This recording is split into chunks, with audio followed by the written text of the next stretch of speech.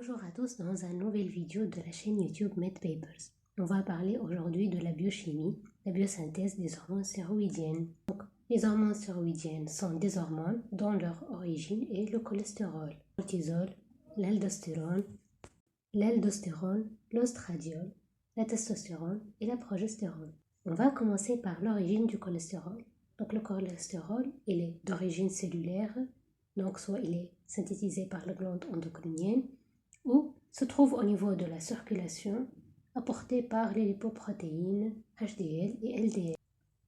Donc le transport du cholestérol se fait du cytosol vers la mitochondrie, le lieu de la biosynthèse des hormones thyroïdiennes, assuré par la protéine STAR. Le déficit de cette protéine cause une hyperplasie de la surrénale lipoïde. Donc ici on a cette hyperplasie lipoïde. La surrénale elle est riche en cholestérol puisque ce cholestérol n'est pas transformé en hormones thyroïdiennes.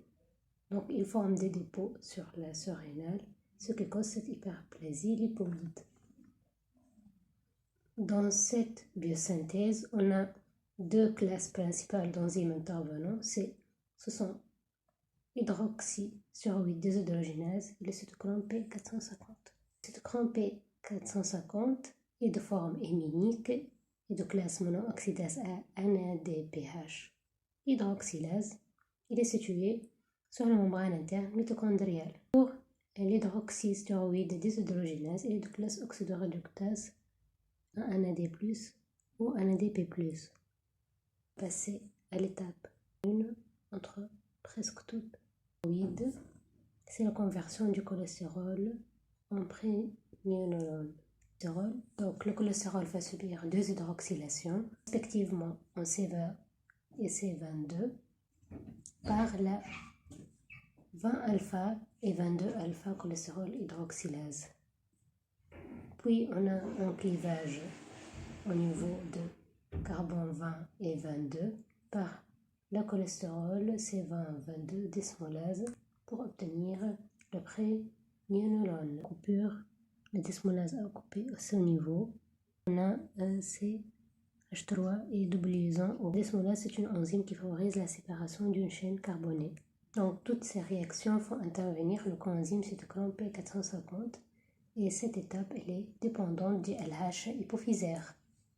C'est une substance biologiquement inactive, donc elle va être transportée vers le réticulum endoplasmique pour continuer les autres étapes de la biosynthèse stéroïde. On va passer à la formation spécifique de chaque stéroïde.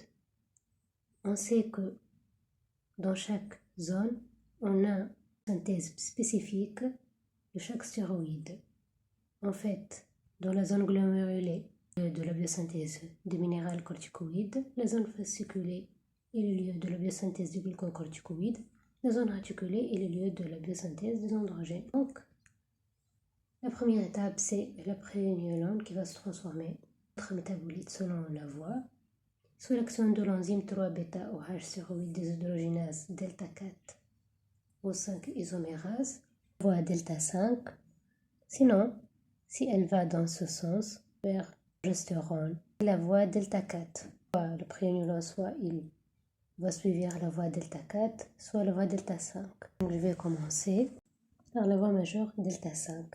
Le prégnénolone, sous l'action de 17-alpha hydroxylase, va se transformer en 17-alpha hydroxyprégnénolone. Donc ici, on a au niveau du carbone 17, on a ajout d'un groupement OH, c'est l'action de 17-alpha hydroxylase. La 17-alpha hydroxylase c'est une désmolase, elle est aussi nommée cytochrome P450 17A1 ou 1720 désmolase. Puis, le 17-hydroxyprégnénolone, sous l'action de 1720 désmolase, la même enzyme va se transformer en androstérone ou DHEA, 20 désmolase, va en fin de compte transformer ce groupement en juste double liaison O. Puis la DHEA sous l'action de 3B hydroxystéroïde déshydrogénase delta 5 θ 4 isomérase va se transformer en D4 androcénidione. Donc ici, on remarque qu'au niveau du carbone numéro 3, le OH est devenu juste double liaison O sous l'action de 3B hydroxystéroïde déshydrogénase. Puis le D4 androcénidoïne sous l'action de 17B hydroxystéroïde déshydrogénase va se transformer en testostérone. Donc ici, au niveau du carbone numéro 17, on a le groupe cétonique. Le carbone numéro 17 est se transformer en OH. Je vais passer à la voie delta 4 qui est la voie mineure. Donc la voie delta 4, au lieu que le prégnénolone va se transformer en progestérone sous l'action de 3B hydroxystéroïde déshydrogénase delta 5 delta 4 isomérase va se transformer vers la progestérone. Comme on voit ici, on a au niveau de carbone numéro 3, on a le OH transformé en double liaison O. La progestérone va subir une hydroxylation pour se transformer en 17 alpha hydroxyprogestérone. Donc l'hydroxylation se fait au niveau du carbone 17. Donc on remarque ici carbone 17H, il est devenu OH. Puis le D4 androcénidione sous l'action de 17B hydroxystéroïde déshydrogénase va se transformer en testostérone comme au niveau de la voie delta 4. La régulation donc de cette voie, elle est hormonale sous l'action de LH. Elle est à court terme. L'étape limitante qui est le transfert du cholestérol par la protéine STAR. Et long terme par activation des systèmes enzymatiques. On va passer à la formation de l'estradiol qui se fait à partir du testostérone. Les autres étapes sont les mêmes. Donc, la testostérone, sous l'action de l'aromatase, va se transformer en estradiol.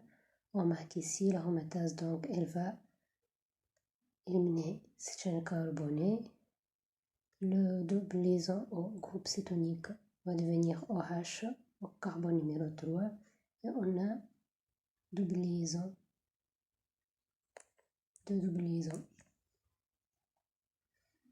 Je vais passer à la formation de l'aldostérone. Donc, on va commencer par le progestérone puisque l'étape du cholestérol vers la progestérone est la même, ne change pas. Sous l'action de la 21 hydroxylase, qui est sur un nouveau cytochrome P450, va se transformer en désoxycorticostérone. Donc, le 21 hydroxylase, c'est une enzyme qui se trouve au niveau du réticulum endoplasmique du corticosurrénal. Donc ici, au niveau du carbone 21, on a du groupe cétonique, ajout carbone numéro 21 du groupement OH. Et on a un désoxycorticostérone sous l'action de 11 hydroxylase. Donc on remarque ici l'ajout au niveau du carbone numéro 11 du groupement OH. C'est la corticostérone. Donc le 11 bêta hydroxylase. Elle est formée par une NADPH cytochrome C, oxydoréductase, et cytochrome P451A qui catalyse l'hydroxylation du stérol. Et puis, de la corticostérone, on a sous l'action de 18 hydroxylase la formation de l'aldostérone. Ici, comme on remarque, au niveau du carbone numéro 18, on a ajout d'une double liaison O.